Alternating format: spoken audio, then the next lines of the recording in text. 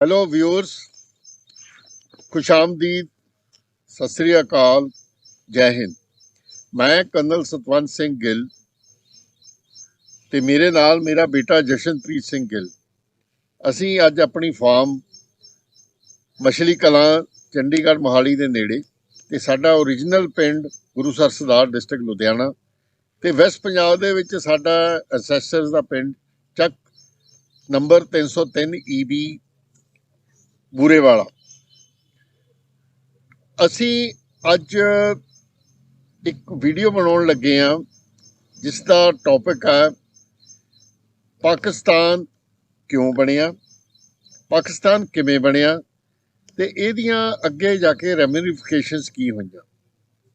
ਇਹ ਇਸ ਕਰਕੇ ਅਸੀਂ ਪੰਜਾਬੀ ਦੇ ਵਿੱਚ ਵੀਡੀਓ ਬਣਾ ਰਹੇ ਹਾਂ ਕਿ ਜਿਹੜੇ ਕਾਮਨ ਲੋਕ ਈਸਟ ਪੰਜਾਬ 'ਚ ਜਾਂ ਵੈਸਟ ਪੰਜਾਬ 'ਚ ਜਿਨ੍ਹਾਂ ਨੇ 47 ਵੇਲੇ ਦੇ ਸੰਤਾਪ ਝੇਲੇ, ਇੰਗਲਿਸ਼ ਦੇ ਵਿੱਚ ਇਹਦੇ 'ਚ ਬਹੁਤ ਮਟੀਰੀਅਲ ਆ, ਹਿੰਦੀ 'ਚ ਵੀ ਬਹੁਤ ਕੁਛ ਆ ਤੇ ਪੰਜਾਬੀ ਦੇ ਵਿੱਚ ਇਸ ਦੇ ਉੱਤੇ ਇੰਨਾ ਜ਼ਿਆਦਾ ਮਟੀਰੀਅਲ ਨਹੀਂ। ਉਸ ਚੀਜ਼ ਨੂੰ ਦੱਸਣ ਲਈ ਤੇ ਅਲੱਗ-ਅਲੱਗ ਵਿਊਜ਼ ਦੇ ਮੈਂ ਦੇਖਿਆ ਜੋ ਪੜ੍ਹਾਇਆ ਜਾਂਦਾ ਉਹ ਪੂਰਾ ਸੱਚ ਨਹੀਂ।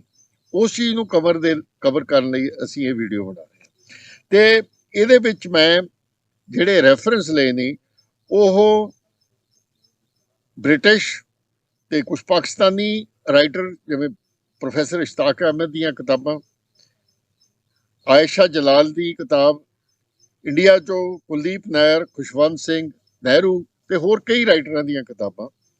ਇਸ ਤੋਂ ਇਲਾਵਾ ਕਈ ਬ੍ਰਿਟਿਸ਼ਰਸ ਦੇ ਫੇਮਸ 47 ਵੇਲੇ ਦੇ ਜਾਂ ਪਾਕਿਸਤਾਨ ਕ੍ਰੀਏਸ਼ਨ ਦੇ ਜਿਹੜੇ ਪੇਪਰ ਲਿਖੇ ਹੋਏ ਆ ਉਹ ਕੈਲਕਟਾ ਰੈਫਰੈਂਸ ਲਾਇਬ੍ਰੇਰੀ 'ਚੋਂ ਪੜ੍ਹੇ ਤੇ ਰੈਗੂਲਰਲੀ ਕਈ ਇੰਪੋਰਟੈਂਟ ਲੀਡਿੰਗ ਨਿਊਜ਼ਪੇਪਰਾਂ 'ਚ ਆਰਟੀਕਲ ਜੋ ਆਉਂਦੇ ਰਹੇ ਤੇ ਇਸ ਤਰ੍ਹਾਂ ਮੈਂ ਕਈ ਪ੍ਰੋਫੈਸਰਸ ਔਰ ਕਈ ਅੱਛੇ ਥਿੰਕਰਸ ਦੇ, ਜਿਨ੍ਹਾਂ 'ਚੋਂ ਪ੍ਰੋਫੈਸਰ ਇਸ਼ਤਾਕ ਅਹਿਮਦ, ਸਵਾਮੀ ਅੰਮ੍ਰਿਤਪਾਲ ਸਿੰਘ, ਤਰੀਕ ਫਤਿਹ ਤੇ ਹੋਰ ਕਈ ਇੰਡੀਅਨ ਥਿੰਕਰਸ ਦੇ ਮੈਂ ਵਿਊ ਸੁਣੇ ਨੇ। ਬਸਾਈਡ ਇਸ ਤੋਂ ਵਿਊਅਰਸ, ਸਭ ਤੋਂ ਇੰਪੋਰਟੈਂਟ ਮੈਨੂੰ ਜੋ ਚੀਜ਼ ਨੇ ਇਨਫਲੂਐਂਸ ਕਰਿਆ ਸੀ ਉਹ ਇੱਕ ਇੰਡੀਅਨ ਟੀਵੀ ਦੇ ਉੱਤੇ ਸੀਰੀਅਲ ਆਇਆ ਸੀ ਜੋ ਅੱਜ ਵੀ YouTube ਤੇ ਪਿਆ, ਜਿਸ ਦਾ ਨਾਂ ਸੀ ਪ੍ਰਾਈਮ ਮਿਨਿਸਟਰ। ਤੇ ਉਹ ਪ੍ਰਾਈਮ ਮਿਨਿਸਟਰ ਸੀਰੀਅਸ ਦੇ ਵਿੱਚ ਬਹੁਤ ਹੀ ਡਿਟੇਲ ਦੇ ਵਿੱਚ ਇਹ ਸਭ ਕੁਝ ਦੱਸਿਆ ਗਿਆ ਸੀ। ਚਲੋ ਹੁਣ ਇਹ ਟੌਪਿਕ ਦੇ ਉੱਤੇ ਆਪਾਂ ਵੀਡੀਓ ਸ਼ੁਰੂ ਕਰਦੇ ਹਾਂ। ਤੇ ਇਸ ਲਈ ਪਹਿਲਾਂ ਸਭ ਦੀ ਜਾਣਕਾਰੀ ਦੇ ਲਈ ਜਿਹੜਾ ਹੈ ਮੈਂ ਬੇਸਿਕਲੀ ਪਾਕਿਸਤਾਨ ਬਾਰੇ ਸਾਰਿਆਂ ਨੂੰ, ਹੁਣ ਜਿਹੜਾ ਪਾਕਿਸਤਾਨ ਹੈ ਉਸ ਬਾਰੇ ਸਾਰਿਆਂ ਨੂੰ ਮੈਂ ਦੱਸਣਾ ਚਾਹੁੰਦਾ ਹੈ, ਇੱਕ ਬਰੀਫਲੀ ਦੱਸਣਾ ਚਾਹੁੰਦਾ। ਪਾਕਿਸਤਾਨ ਜਿਹੜਾ ਹੈਗਾ ਇੰਡੀਆ ਦੇ ਜਿਹੜਾ ਕਹਿੰਦੇ ਹੈ ਅਸੀਂ ਵੈਸਟ ਤੇ ਪੈਂਦਾ ਹੈ। ਪਾਕਿਸਤਾਨ ਜਿਹੜਾ ਇਸ ਵੇਲੇ ਹੈ ਉਸ ਦੇ ਵਿੱਚ 4 ਸਟੇਟਸ ਹੈ, ਪੰਜਾਬ, ਸਿੰਧ, ਖੈਬਰ ਪਖਤੂਨਵਾ ਤੇ ਬਲੂਚਿਸਤਾਨ। ਤੇ ਉਸ ਦੇ ਵਿੱਚ ਜਿਹੜੀਆਂ ਹੈਗੀਆਂ ਮੇਜਰ 6 ਭਾਸ਼ਾਵਾਂ ਬੋਲੀਆਂ ਜਾਂਦੀਆਂ। ਪੰਜਾਬ ਦੇ ਵਿੱਚ ਪੰਜਾਬੀ ਤੇ ਸਰਾਇਕੀ, ਸਿੰਧ ਦੇ ਵਿੱਚ ਸਿੰਧੀ ਤੇ ਉਰਦੂ ਸਪੀਕਿੰਗ ਬਹੁਤ ਪੋਪੂਲੇਸ਼ਨ ਹੈ, ਫਿਰ ਬਲੋਚ ਪੋਪੂਲੇਸ਼ਨ ਹੈ, ਫਿਰ ਖੈਬਰ ਪਖਤੂਨਵਾ ਵਿੱਚ ਪਸ਼ਤੂ ਪੋਪੂਲੇਸ਼ਨ ਹੈਗੀ ਤੇ ਕੁਝ ਜਿਹੜੀ ਹੈ ਹਿੰਦਕੋ ਪੋਪੂਲੇਸ਼ਨ ਹੈ। ਇਹ 6-7 ਜਿਹੜੀਆਂ ਲੈਂਗੁਏਜਸ ਹੈ। ਉਸ ਦੇ ਇਲਾਵਾ ਜਿਹੜਾ ਕਿ ਕੰਟਰੋਵਰਸ਼ੀਅਲ ਏਰੀਆ ਹੈਗਾ ਜਿਸ ਨੂੰ ਕਿ ਪਾਕਿਸਤਾਨ ਦੇ ਵਿੱਚ ਆਜ਼ਾਦ ਜੰਮੂ ਕਸ਼ਮੀਰ ਤੇ ਗਿਲਗਿਟ ਬਲਤਿਸਤਾਨ ਕਿਹਾ ਜਾਂਦਾ ਹੈ, ਉਹ ਵੀ ਪਾਕਿਸਤਾਨ ਦੇ ਕਬਜ਼ੇ ਦੇ ਵਿੱਚ ਹੈਗਾ ਤੇ ਉਹਨਾਂ ਦੀਆਂ ਆਪਣੀਆਂ ਭਾਸ਼ਾਵਾਂ ਅੱਡ ਹੈ। ਤੁਸੀਂ ਅਗਰ ਇਹਨੂੰ ਜੋ ਕਹਿੰਦੇ ਆ ਰਿਲੀਜਨ ਦੇ ਹਿਸਾਬ ਨਾਲ ਦੇਖੋਗੇ ਤੇ ਤਕਰੀਬਨ ਜਿਹੜਾ ਹੈ 96.5% ਜਿਹੜਾ ਹੈ ਪੋਪੂਲੇਸ਼ਨ, ਉਹ ਵਿਕੀਪੀਡੀਆ ਤੇ ਚੈੱਕ ਕਰੋਗੇ ਤਾਂ ਉਹ ਮੁਸਲਿਮ ਹੈ। ਤਕਰੀਬਨ 2% ਹਲੇ ਵੀ ਉੱਥੇ ਹਿੰਦੂ ਪੋਪੂਲੇਸ਼ਨ ਹੈ ਜੋ ਕਿ ਜ਼ਿਆਦਾ ਸਿੰਧ ਦੇ ਵਿੱਚ ਹੈਗੀ, ਜਿਵੇਂ ਥਰਪਾਰਕਰ ਹੋ ਗਿਆ ਜਾਂ ਉਮਰਕੋਟ ਹੋ ਗਿਆ ਉਸ ਵਾਲੇ ਪਾਸੇ ਹੈਗੀ। 1.25% ਕ੍ਰਿਸਚੀਅਨ ਹੈ ਜਿਹੜੇ ਕਿ ਕਈ ਅਸੀਂ ਉਹਨਾਂ ਦੇ ਬਾਰੇ ਕੇਸਿਸ ਹੁੰਦੇ ਹੈ ਬਲਾਸਫੇਮੀ ਵਗੈਰਾ ਦੇ। ਤੇ ਇਸ ਨੂੰ ਛੱਡ ਕੇ ਜੋ ਬਚੇ ਉਸ ਦੇ ਵਿੱਚ ਜਿਵੇਂ 0.1% ਅਹਿਮਦੀਆ ਹੈਗੇ, ਫਿਰ ਥੋੜੇ ਬਹੁਤ ਸਿੱਖ ਹੈਗੇ ਤੇ ਜਿਹੜਾ ਹੈਗਾ ਪਾਰਸੀਜ਼ ਹੈਗੇ। ਤੇ ਇਸ ਤਰ੍ਹਾਂ ਦੇ ਨਾਲ ਜਿਹੜਾ ਹੈਗਾ ਇਹ ਪਾਕਿਸਤਾਨ ਇਸ ਵੇਲੇ ਅੱਜ ਦੇ ਵਜੂਦ ਦੇ ਵਿੱਚ ਹੈਗਾ। ਜੇ ਇਸ ਦੀ ਬਰੀਫ ਹਿਸਟਰੀ ਵੱਲ ਜਾਈਏ ਤਾਂ ਜਿਹੜਾ ਹੁਣ ਦਾ ਪਾਕਿਸਤਾਨ ਆ, ਇੱਥੇ ਇੰਡਸ ਵੈਲੀ ਸਿਵਲਾਈਜੇਸ਼ਨ ਵਧੀ ਫੁੱਲੀ, ਜਿਹਦੇ 'ਚ ਗੰਦਾਰਾ, ਟੈਕਸਲਾ ਤੇ ਮੋਹਨਜੋਦੜੋ ਦੇ ਏਰੀਏ ਤੁਹਾਨੂੰ ਸਾਰਿਆਂ ਨੂੰ ਪਤਾ ਨੇ। ਤੇ ਫਿਰ ਜੇ ਹਿਸਟਰੀ ਚਾਹੀਏ ਤਾਂ ਜਦੋਂ ਅਲੈਗਜ਼ੈਂਡਰ ਦੀ ਗ੍ਰੇਟ ਨੇ ਇਸ ਰੀਜਨ ਦੇ ਉੱਤੇ ਹਮਲਾ ਕਰਿਆ ਤਾਂ ਉਸ ਵੇਲੇ ਪੋਰਸ ਤੇ ਅੰਬੀ ਦਾ ਨਾਂ ਆਉਂਦਾ ਤੇ ਉਸ ਤੋਂ ਬਾਅਦ ਰਾਜਾ ਕਨਿਸ਼ਕ ਜਿਸ ਦੀਆਂ ਦੋ ਕੈਪੀਟਲ ਸੀ, ਇੱਕ ਪਿਸ਼ਾਵਰ ਤੇ ਦੂਸਰੀ ਮਥੁਰਾ, ਤੇ ਰਾਜਾ ਤਾਹਿਰ ਜੋ ਕਿ ਸਿੰਧ ਦੇ ਵਿੱਚ ਰਾਜ ਕਰਦੇ ਸੀ, ਉਹਨਾਂ ਦਾ ਇਸਲਾਮ ਦੇ ਹਮਲਿਆਂ ਦੇ ਨਾਲ ਕਾਫੀ ਸੰਬੰਧ ਆ। ਤੇ ਇਸ ਤੋਂ ਇਲਾਵਾ ਹਿੰਦੂ ਸ਼ਾਹੀ ਕਿੰਗ ਜਿਨ੍ਹਾਂ ਨੇ ਕਟਾਸ ਰਾਜ ਤੇ ਹੋਰ ਕਈ ਇੰਪੋਰਟੈਂਟ ਟੈਂਪਲ ਬਣਾਏ, ਉਹਨਾਂ ਦੇ ਰਾਜਾ ਜੈਪਾਲ, ਰਾਜਾ ਆਨੰਦਪਾਲ, ਤੇ ਉਹਨਾਂ ਦਾ ਮੁਹੰਮਦ ਗੌਰੀ ਨਾਲ ਯੁੱਧ ਹੋਏ ਤੇ ਆਖਰ ਦੇ ਵਿੱਚ ਹਾਰ ਕੇ ਮੁਹੰਮਦ ਗੌਰੀ ਨੇ ਇਹ ਏਰੀਆ ਆਕੂਪਾਈ ਕਰਿਆ। ਫਿਰ ਇਸ ਏਰੀਏ ਤੇ ਲਗਾਤਾਰ 1000 ਸਾਲ ਤੋਂ ਵੱਧ ਅਫਗਾਨ ਤੇ ਮੁਗਲ ਇਹ ਰਾਜ ਕਰਦੇ ਰਹੇ। ਇਸ ਤੋਂ ਇਲਾਵਾ ਹੋਰ ਬਹੁਤ ਸਾਰੇ ਜਿੰਨੇ ਵੀ ਹਮਲਾਵਰ ਆਏ ਉਹ ਇਸੇ ਰੀਜਨ ਦੇ ਵਿੱਚੋਂ ਦੀ ਆਏ ਤੇ ਫਾਈਨਲੀ ਇਸ ਏਰੀਏ ਦੇ ਉੱਤੇ ਮਹਾਰਾਜਾ ਰਣਜੀਤ ਸਿੰਘ ਨੇ ਆਪਦਾ ਰਾਜ ਕਮਾਇਆ ਤੇ ਉਹਨੇ ਬਹੁਤ ਹੀ ਅੱਛਾ ਇਸ ਏਰੀਏ ਨੂੰ ਪੀਸ ਤੇ ਸਟੇਬਿਲਿਟੀ ਦਿੱਤੀ ਤੇ ਪ੍ਰੋਸਪੈਰਿਟੀ ਵੀ ਦਿੱਤੀ। ਫਿਰ ਅਲਟੀਮੇਟਲੀ ਬ੍ਰਿਟਿਸ਼ ਨੇ ਉਹਨਾਂ ਦਾ ਵੀ ਰਾਜ ਖੋਹ ਲਿਆ ਤੇ ਉਹ ਆਪਾਂ ਸਾਰੇ ਜਾਣਦੇ ਹਾਂ। ਤੇ 1947 ਦੇ ਵਿੱਚ ਇਹ ਰੀਜਨ ਨੂੰ ਆਜ਼ਾਦੀ ਮਿਲੀ ਤੇ ਇੰਡੀਆ ਔਰ ਪਾਕਿਸਤਾਨ ਦੋ ਮੁਲਕ ਇਸ ਏਰੀਏ ਦੇ ਵਿੱਚ ਵਜੂਦ ਦੇ ਵਿੱਚ ਆਏ। ਬਸ ਇੱਕ ਚੀਜ਼ ਦਾ ਮੈਂ ਥੋੜਾ ਜਿਹਾ ਇਸਨੂੰ ਸਹੀ ਕਰਦਾ ਵੀ ਇੰਡਸ ਵੈਲੀ ਸਿਵਲਾਈਜੇਸ਼ਨ ਜਿਹੜਾ ਸੀ ਉਹ 2500 BC ਦੇ ਦੌਰਾਨ ਸੀਗੀ ਤੇ ਉਸ ਤੋਂ ਬਾਅਦ ਜਿਹੜਾ ਹੈਗਾ ਤਕਰੀਬਨ 500 BC ਦੇ ਦੌਰਾਨ ਜਦ ਇੰਡੀਆ ਦੇ ਵਿੱਚ ਮਹੰਜੋਪਾੜਾਸ ਹੁੰਦੇ ਸੀ, ਉਦੋਂ ਦੋ ਮਹੰਜੋਪਾੜਾਸ ਜਿਹੜੇ ਸੀ ਗੰਦਾਰਾ ਤੇ ਤਕਸਿਲਾ ਉਹ ਪਾਕਿਸਤਾਨ ਦੇ ਵਿੱਚ ਲੋਕੇਟਡ ਹੁੰਦੇ ਸੀਗੇ। ਤੇ ਇਹ ਰੀਜਨ ਦੇ ਬਾਰੇ ਇਹ ਵੀ ਕਹਿਣਾ ਬਿਲਕੁਲ ਜ਼ਰੂਰੀ ਹੈ ਵੀ ਇਹਦਾ ਇੰਡੀਆ ਦੇ ਤੇ ਸਾਊਥ ਏਸ਼ੀਆ ਦੇ ਕਲਚਰ ਦੇ ਉੱਤੇ, ਟ੍ਰੇਡ ਦੇ ਉੱਤੇ ਇੱਕ ਬਹੁਤ ਸਿਗਨੀਫੀਕੈਂਟ ਜਿਹੜਾ ਹੈ ਇਨਫਲੂਐਂਸ ਰਿਹਾ ਹੈ। ਬਹੁਤ ਸਾਰੇ ਸੂਫੀ ਸੇਂਟਸ ਜਿਵੇਂ ਕਿ ਬਾਬਾ ਫਰੀਦ, ਚਿਸ਼ਤੀਜ਼, ਬੁੱਲੇ ਸ਼ਾਹ, ਉਹ ਸਾਰਾ ਇਸ ਪਾਕਿਸਤਾਨ ਦੇ ਇਲਾਕੇ ਦੇ ਵਿੱਚ ਜਿਹੜਾ ਹੈ ਪ੍ਰਚਾਰ ਕਰਦੇ ਸੀ ਤੇ ਘੁੰਮਦੇ ਸੀ ਤੇ ਉਹਨਾਂ ਦਾ ਇਨਫਲੂਐਂਸ ਸੀਗਾ। ਬਾਬਾ ਨਾਨਕ ਦਾ ਜਨਮ ਵੀ ਅੱਜ ਦੇ ਪਾਕਿਸਤਾਨ ਦੇ ਵਿੱਚ ਹੀ ਹੋਇਆ ਹੈਗਾ, ਨਨਕਾਣਾ ਸਾਹਿਬ ਦੇ ਵਿੱਚ। ਆਪਣਾ ਇੱਕ ਬਹੁਤ ਫੇਮਸ ਟਿਪੀਕਲ ਜਿਹੜਾ ਹੈ ਮਿਊਜ਼ਿਕ ਟਾਈਪ ਹੈ, ਜਿਹੜਾ ਪੰਜਾਬੀ ਸੂਫੀ ਮਿਊਜ਼ਿਕ ਹੈ, ਉਹ ਸੂਫੀਜ਼ਮ ਦੇ ਨਾਲ ਤੇ ਅੱਜ ਕੱਲ ਉਹ ਬਾਲੀਵੁੱਡ ਦੇ ਵਿੱਚ ਵੀ ਤੁਹਾਨੂੰ ਬਹੁਤ ਸੁਣਨ ਨੂੰ ਮਿਲੂਗਾ, ਉਹ ਵੀ ਸਾਰਾ ਇਸੇ ਇਲਾਕੇ ਦੇ ਵਿੱਚ ਬਣਿਆ ਹੈ। ਪਾਕਿਸਤਾਨ ਦਾ ਜਿਹੜਾ ਏਰੀਆ ਹੈ, ਇਹਦਾ ਲੋਕੇਸ਼ਨ ਜਿਹੜਾ ਹੈਗਾ ਉਹ ਬਹੁਤ ਹੀ ਸਿਗਨੀਫੀਕੈਂਟ ਹੈ। ਤੁਸੀਂ ਦੇਖੋਗੇ ਇੱਕ ਪਾਸੇ ਪਰਸ਼ੀਆ, ਅਰੇਬੀਆ ਪੈਂਦਾ ਹੈ, ਦੂਜੇ ਪਾਸੇ ਇਹਦਾ ਜਿਹੜਾ ਹੈ ਇੰਡੀਆ ਪੈਂਦਾ ਹੈ, ਉੱਤੇ ਜਿਹੜਾ ਹੈਗਾ ਇਹ ਸੈਂਟਰਲ ਏਸ਼ੀਆ ਤੇ ਤਿੱਬਤ ਨੂੰ ਕਨੈਕਟ ਕਰਦਾ ਹੈ ਤੇ ਸੀ ਦੇ ਦੌਰਾਨ ਜਿਹੜਾ ਹੈਗਾ ਇਹ ਮਾਫੀ ਚਾਹਾਂਗੇ, ਸੀ ਦੇ ਥਰੂ ਜਿਹੜਾ ਹੈਗਾ ਇਹ ਅਰਬ, ਮਿਡਲ ਈਸਟ ਸਾਰਿਆਂ ਨੂੰ ਜਿਹੜਾ ਹੈਗਾ ਇਹ ਕਨੈਕਟ ਕਰਦਾ ਹੈਗਾ। ਤੇ ਇਹੀ ਲੋਕੇਸ਼ਨ ਜਿਹੜੀ ਹੈ ਇਹਦੀ ਅੱਗੇ ਜਾ ਕੇ ਅਸੀਂ ਦੇਖਾਂਗੇ ਪਾਰਟੀਸ਼ਨ ਦੇ ਵਿੱਚ ਵੀ, ਤੇ ਈਵਨ ਅੱਜ ਦੀ ਡੇਟ ਤੱਕ ਵੀ ਜੋ ਜੀਓ ਪੋਲਿਟਿਕਸ ਹੈ ਜਾਂ ਪਾਕਿਸਤਾਨ ਦੇ ਵਿੱਚ ਜੋ ਵਿਚਾਰ ਹੈ ਉਸ ਦੇ ਵਿੱਚ ਇਹ ਬਹੁਤ ਹੀ ਸਿਗਨੀਫੀਕੈਂਟ ਰੋਲ ਪਲੇ ਕਰਦੀ ਹੈ।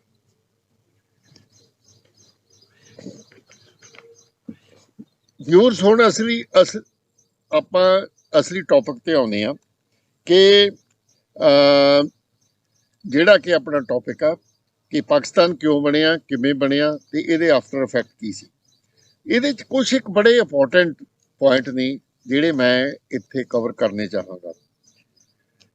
ਤੁਹਾਨੂੰ ਪਤਾ ਹੋਵੇਗਾ, ਜਿਸ ਤਰ੍ਹਾਂ ਅਸੀਂ ਪਹਿਲਾਂ ਵੀ ਦੱਸਤਾ, ਕਿ ਮੁਸਲਿਮ ਜਿਹੜੇ ਸੀਗੇ ਜਦ 47 ਆਉਣ ਤੋਂ ਪਹਿਲਾਂ ਬ੍ਰਿਟਿਸ਼ ਰਾਜ ਦੇ ਵਿੱਚ, ਉਹ ਆਪਣੇ ਆਪ ਨੂੰ ਰੂਲਿੰਗ ਕਲਾਸ ਸਮਝਦੇ ਸੀ ਪੁਰਾਣੀ, ਤੇ ਉਹ ਮੰਨਦੇ ਸੀ ਕਿ ਰਣਜੀਤ ਸਿੰਘ ਨੇ ਔਰ ਬ੍ਰਿਟਿਸ਼ ਨੇ ਉਹਨਾਂ ਦਾ ਰਾਜ ਭਾਗ ਖੋਇਆ ਤੇ ਉਸ ਚੀਜ਼ ਨੂੰ ਉਹ ਕਿਸੇ ਤਰ੍ਹਾਂ ਆਪਣੀ ਇਸ ਗੱਲ ਦੀ ਰਿਸੈਂਟਮੈਂਟ ਮੰਨਦੇ ਸੀ।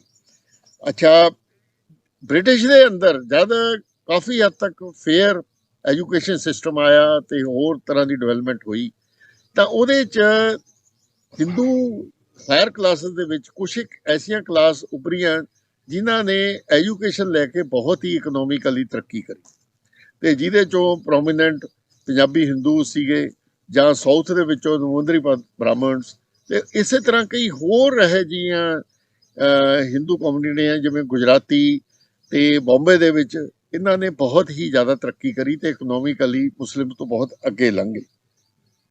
ਇਸ ਚੀਜ਼ ਨੂੰ ਹੋਰ ਜ਼ਿਆਦਾ ਜਿਵੇਂ ਕਹਿੰਦੇ ਆ ਵੀ to add fuel to the fire, ਉਹਦੇ ਵਿੱਚ ਇਹ ਹੋਇਆ ਕਿ ਮੁਸਲਿਮ ਨੂੰ ਉਹ ਜਿਵੇਂ ਹਿੰਦੂ ਕਾਸਟ ਸਿਸਟਮ ਦੇ ਮੁਤਾਬਕ ਥੋੜਾ ਜਿਹਾ ਡਿਸਕ੍ਰਿਮੀਨੇਟ ਕਰਨ ਲੱਗੇ ਤੇ ਇਸ ਚੀਜ਼ ਦੇ ਨਾਲ ਮੁਸਲਿਮ ਹੋਰ ਐਲੀਨੇਟ ਹੋ ਗਏ।